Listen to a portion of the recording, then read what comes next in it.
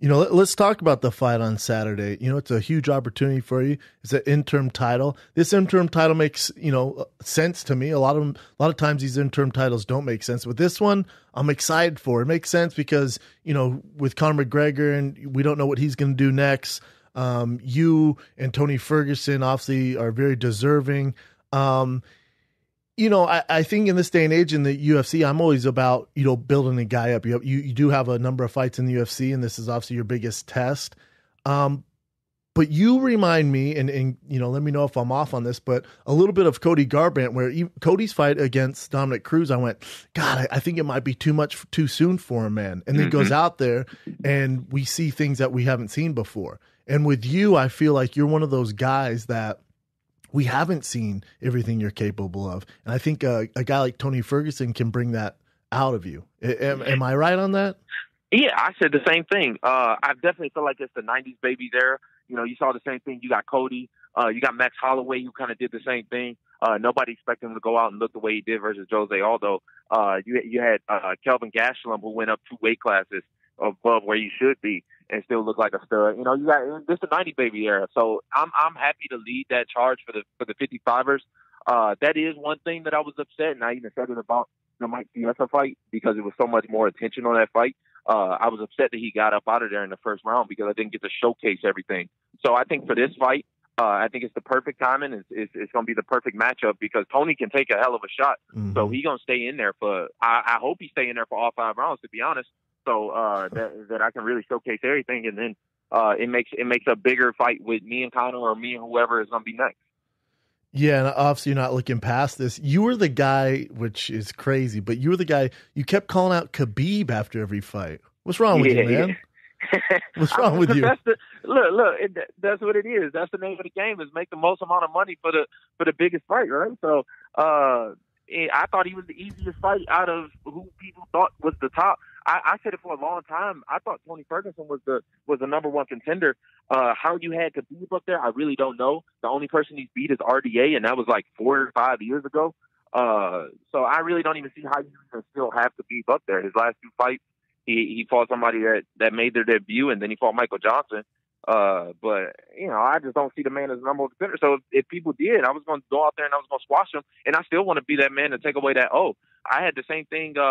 Somebody was talking about when I was calling out Sage all those years ago, and it's because look, that's the easiest fight. Like I want it. Mm-hmm. I want to be the person to take away that. So with Khabib, I want the same thing, and that's why I'm able to, or that's why I'm willing to make that quick turnaround and maybe fight him in December after this one. But right now, Tony has always been the toughest fight. He's always been the toughest fight in the division. Nobody wants to fight him. Conor didn't want to fight him. So I'm doing everybody's hard work. I mean, that's a fair point. Where do you see, because obviously Tony's won 9 in a row. Again, no one really wants to fight the guy. He has so many tools. Do you see any weaknesses in his game? Yeah, I don't think I think he's got a lot of holes. He's had fights where he's getting beat up and he comes back and he wins. A lot of the guys that he's fought just bitch out. The man, I don't take nothing away from him. He tough as all hell. You really can't get a man tougher than that. But as far as his technical game, like I'm not too, he does a lot of this weird and crazy movements. But I don't think that he goes back after every fight and reassesses himself the way I do and challenges his own game. Like I think he's full of himself. He feel like he already got the game down pat and he ain't evolved in the last couple of years. So I'm gonna go out there and I'm gonna show a little different style and I'm gonna change up my style round and round and I'm gonna beat the hell out of him. I like it, man. I think and obviously I'm not putting the carrot in front of the horse here too early, but if you go out and you do your job and you get it done against Tony Ferguson, and if you rip a dope ass promo calling out Conor McGregor, I think you could get that fight, man. I really do. Come on, look, I've been quiet in the media about it because I got something up my sleeve. Come on, come on. I ain't been. Look, Tony been the one that's been talking about it, and he's upset that they want him to fight Nate and all this bullshit. And I'm like, well, go ahead and let the man fight Nate. He need to prove to me that he's a top. Look, he walk around. He only got 1 fight in the division, and it's against Eddie Alvarez, who's chinny. Who, let's be honest, like Eddie hasn't looked good since he's been in the UFC. So do I consider Conor to be the top of the heat? Hell no. As far as I'm concerned, he lost 3 of his last 4 fights. I thought he lost the second Diaz fight, and he just got out-wrestled by a man who's 40 years old, 20 pounds lighter, and is a boxer. So, am I supposed to be looking up to his skill? Hell no. I think as soon as I get my hands on him, boy, it's over. Yeah, I think, this is one of those fights where, the UFC's looking for stars right now, man. And you kind of check off all those boxes that, Rogan and I talked about this. And, I don't think I can say the same for Tony. I love Tony. I think he's a phenomenal fighter. But I think if Tony were to get the win on Saturday, I don't think Conor McGregor would take that fight. I think you're the one guy that can possibly, kind of put a wrench into the plans of Nate Diaz, Conor McGregor 3. Oh, for sure. I think even Conor knows that. I think that's why he's waiting until after this fight, because he's on the same game plan. If Tony beats me, it's no way in hell he fights Tony. Nobody wants to fight Tony, and it's because Tony's a weirdo too, but it's also Tony's style. Tony's very he's difficult to prepare for, and he's hard to fight because he's so tough and he can take such a shot. So Tony or Conor don't want that fight. If Tony wins, then Conor will make him and Nate. If I win, then it's me and Conor. Like that's the way I see it. I think that's the only way that makes sense too.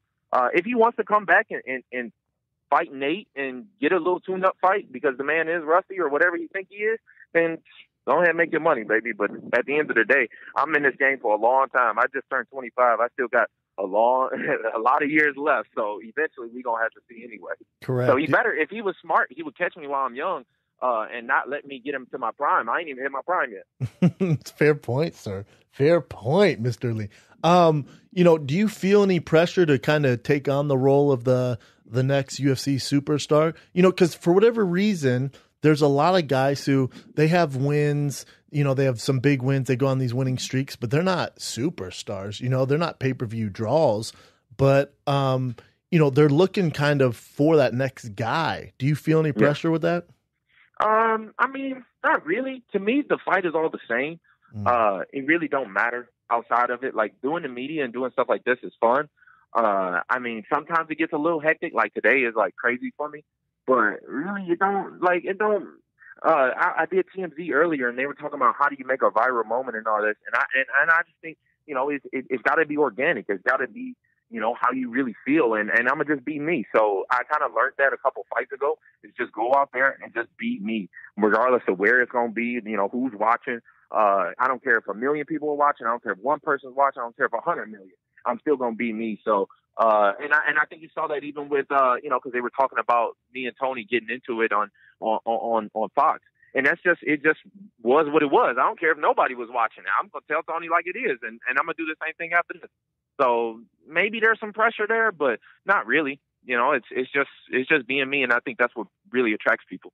Yeah, I agree, man, and it's rare. Again, you can't really predict these things. It's something you're born with. It's just the way your mind works where, it just comes off the top of your head. You either got it or you don't. And that interview that, where Tony was an analyst on UFC Tonight and you did the interview, that was organic. And that was kind of where this whole feud started. If people remember, you and Tony just going at it. Yeah. The man tried to show me disrespect, and that just ain't going to happen. I don't even care if it was on TV. I don't care what it was on. You show any type of disrespect towards me, and I got to retaliate with it. So it just wasn't gonna happen. It's gonna be the same after this, really. Regardless, on October 7th, he gonna shake my hand and he gonna respect me after this one. I'll tell you that.